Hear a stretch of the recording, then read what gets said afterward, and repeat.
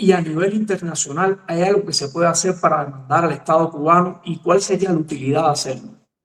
Mira, yo creo que a nivel internacional también hay diversos mecanismos, desde acciones urgentes ante los diferentes comités de Naciones Unidas, también se puede ir al sistema de la CIDH, la Comisión Interamericana de Derechos Humanos, donde hay mecanismos para establecer denuncias internacionales, incluso para solicitar medidas cautelares en favor de cada una de las víctimas de esta, que de alguna manera el Estado cubano o el gobierno cubano sistemáticamente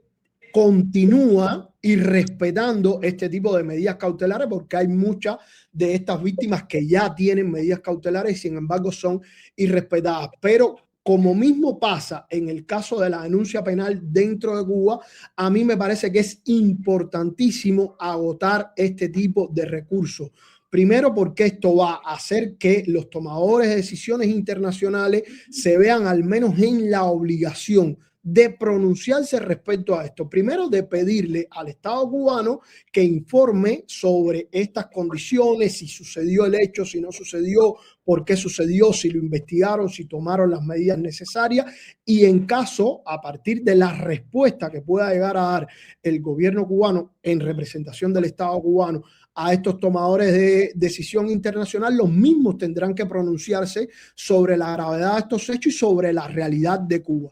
Pero Y, además de esto, yo creo que es y, importante porque y queda...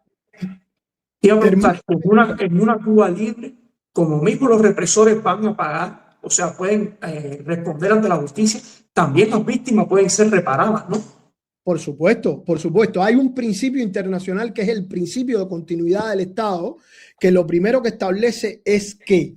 aunque cambie el gobierno, quienes vengan en ese caso a ocupar el lugar del Poder Ejecutivo van a tener la representación del Estado y por tanto tienen la obligación de investigar todos aquellos crímenes de lesa humanidad, violaciones de derechos humanos que se hayan cometido incluso anterior a la toma de posesión de ellos. Entonces, en virtud de este principio de continuidad del Estado, el gobierno que asuma en Cuba tiene la obligación de establecer esta investigación, de sancionar a los victimarios, de reparar de manera integral a las víctimas de todas estas violaciones y de establecer, vuelvo y repito porque me parece extremadamente importante, todas las medidas necesarias para evitar la repetición de este tipo de fenómenos.